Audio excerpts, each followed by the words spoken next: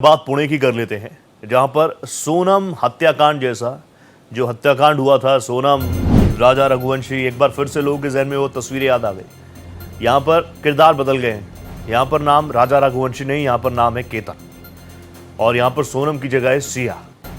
दोनों की मंगनी हुई थी। प्रेमी चेतन के साथ सिया ने मिलकर इस हत्याकांड को अंजाम दिया है। तो ये है सिया, इसकी मंगनी हुई चेतन के साथ, और उसके बाद खाई से अपने मंगेतर को नीचे फेंक दिया गया, मौत के घाट उसको उतार दिया गया।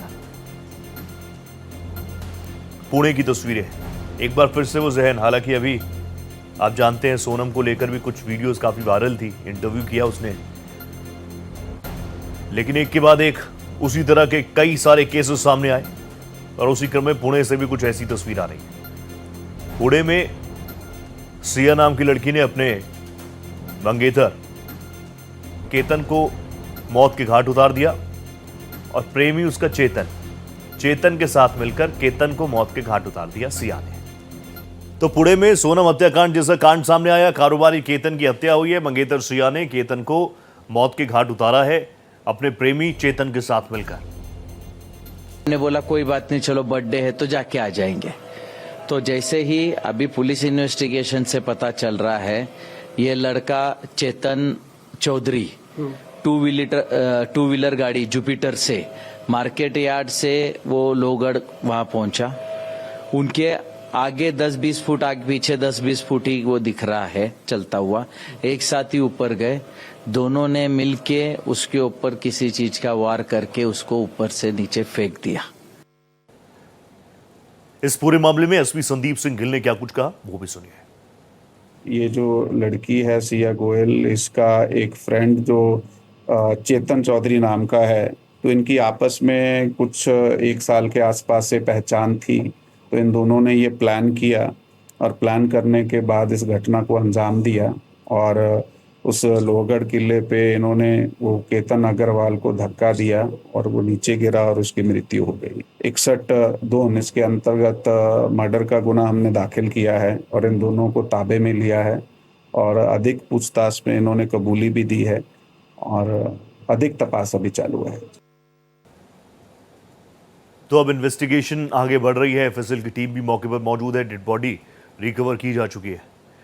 देखिए, सिया गोयल का चेतन चौधरी के साथ प्रेम संबंध था, एक दूसरे को जानते थे। सिया केतन से शादी नहीं करना चाहती थी, क्योंकि वो रिलेशनशिप में थी चेतन के साथ। उसके बाद इस पूरे हत्याकांड को अंजाम दिया गया। आपको बताता हूं एक बार फिर से पूरी टाइमलाइन। केतन को घूमने के बहाने लोहागढ़ किला लेकर ये लोग गए, वहां पर चेतन भी मौजूद था। 18 जून को मंगेतर सिया के साथ ट्रैकिंग पर गए। ये दोनों ट्रैकिंग पर गए थे। बाद में चेतन को भी वहां पर बुलाया गया। जैसे आपने पिता को सुना, सीसीटीवी फुटेजेस भी बता रही हैं कि स्कूटी पर वो वहां पर मौजूद था। दोनों ने केतन को किले से नीचे धक्का दे दिया। लगभग 400 मीटर की एक खाई थी, जिसमें चेतन चौधरी ने केतन को धक्का दे दिया। ये पूरी प्लानिंग थी सिया और चेतन की। सिया केतन से शादी नहीं करना चाहती थी, ऑब्वियसली आप समझ गए, क्योंकि वो चेतन चौधरी के साथ शादी करना चाहती थी। दोनों ने इस हत्याकांड को अंजाम दिया। केतन को घूमने के बहाने लोहागढ़ किला बुलाया गया। जैसे आपने केतन के पिता को भी सुना, बर्थडे था, उन्होंने कहा सेलिब्रेशन करके वापस आ जाएंगे। उनको नहीं पता था कि शायद वो आखिरी बार अपने बेटे को देख रहे हैं जिंदा। देखिए, चेतन को भी मौके पर बुलाया गया, और फिर दोनों ने पहले हमला किया, और केतन को खाई से नीचे धक्का दे दिया गया। केतन की इसमें मौत हो गई। शुरुआती दिनों तक कुछ भी समझ में नहीं आया। पुलिस के पास परिवार गया। परिवार ने जब पुलिस की मदद ली, तो पुलिस ने सीधे इस इन्वेस्टिगेशन में चीज़ों को आगे बढ़ाया, और बहुत हद तक ये केस आपको याद दिला रहा होगा सोनम और राजा रघुवंशी की। तो इस पूरे मामले को लेकर परिवार में काफ़ी ज़्यादा रोष भी है, द्वेष भी है, और इस पूरे मामले को लेकर सबकी निगाहें हैं किस तरीके से इन्वेस्टिगेशन आगे बढ़ेगी। मेरे साथ मेरे सहयोगी अभिषेक पांडे जुड़ चुके हैं। अभिषेक, इस पूरे मामले को लेकर बहुत सारी चीजें क्रिस्टल क्लियर सामने आई चुकी है, लेकिन पुलिस या इन्वेस्टिगेशन किस तरह से आगे बढ़ रही है? देखिए, पुलिस ने पहले तो इसको एक तरीके का एक्सीडेंट माना था, और उसकी तरीके से पूरा इन्वेस्टिगेशन शुरू किया। लेकिन जैसे जैसे इन्वेस्टिगेशन आगे बढ़ा, उसमें ये सारी चीज़ें साफ होने लगी कि ये सिर्फ एक इस तरीके का एक्सीडेंट नहीं था। इसके पीछे एक सोची समझी साजिश और रणनीति के तहत की गई हत्या थी। फिर सोनम और रघुवंशी का जो मामला सामने आया था, ठीक उसी तरीके से सिया, चेतन और केतन, ये 3 नाम सामने आए, जिसके बाद इन्वेस्टिगेशन शुरू हुआ। सबके एक एक करके जब स्टेटमेंट लिए गए, स्टेटमेंट में कहीं ना कहीं मिसमैच होने लगा। चीज़ें ऐसा लगा कि कुछ न कुछ चीज़ें छिपाई जा रही हैं या बनाई जा रही हैं। जिसके बाद संदीप सिंह गिल, जो कि वहाँ के डीसीपी हैं, उन्होंने इस मामले को इनिशिएट किया और धीरे धीरे करके जब पूरा मामला सामने आया तो पता चला कि वो पहले से ही किसी से उसका अफेयर था और ऐसे में वो केतन से शादी करना नहीं चाहती थी। केतन को रास्ते से हटाए कैसे, क्योंकि केतन उसके माँ बाप की पसंद थे, इसलिए केतन को घूमने के लिए बुलाया गया और फिर इस पूरी हत्या को अंजाम दिया गया। अब इस मामले में आगे पूरी कड़ियाँ जोड़ने की कोशिश हो रही है कि क्या सिर्फ 2 ही लोग थे या उसके पीछे और भी लोग थे जो कि इस पूरे एजेंडे में साथ में थे, इस पूरी साजिश का हिस्सा थे।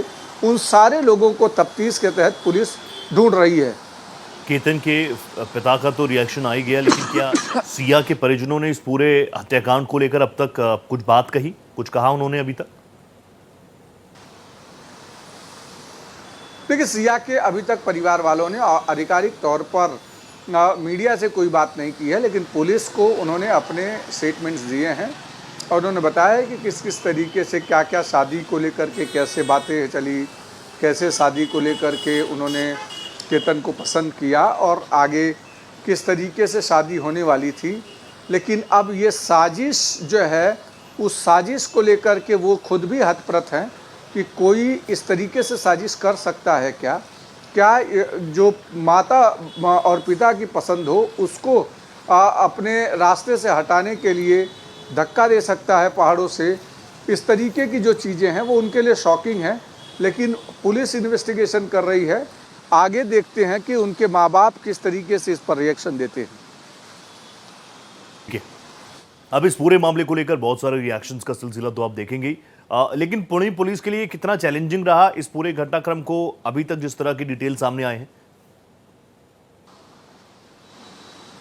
देखिए, निश्चित तौर पर पुणे पुलिस को पहले किसी भी चीज़ को, चूँकि ये पूरा एक्सीडेंट नज़र आ रहा था कि पैर तरीके से तकलीफ हो गई, लेकिन जैसे ही ये पूरा मामला एक एक करके तार जुड़ते गया, कौन वहाँ पहुँचा था, एक्सीडेंट के समय में कौन कौन साथ में मौजूद था, और फिर उसके आने का रीज़न पूछा गया। जैसे चेतन के आने का रीज़न पूछा गया कि आखिर वहाँ पर कौन लोग मौजूद थे और उसको किसने इनवाइट किया था, कैसे वहाँ पहुँचा था, तब चीज़ें, स्थितियाँ थोड़ी सी क्लियर होने लगी। लोहगढ़ किला अमूमन हमेशा लोग जाते हैं वहाँ पर, जो कि घूमने के लिए पर्वतारोही जाते हैं, लेकिन जैसे जैसे चीज़ें साफ हुई, पुलिस के ध्यान में आया कि ये सिर्फ एक एक्सीडेंट नहीं है, ये हादसा नहीं है, इसके पीछे साजिश है।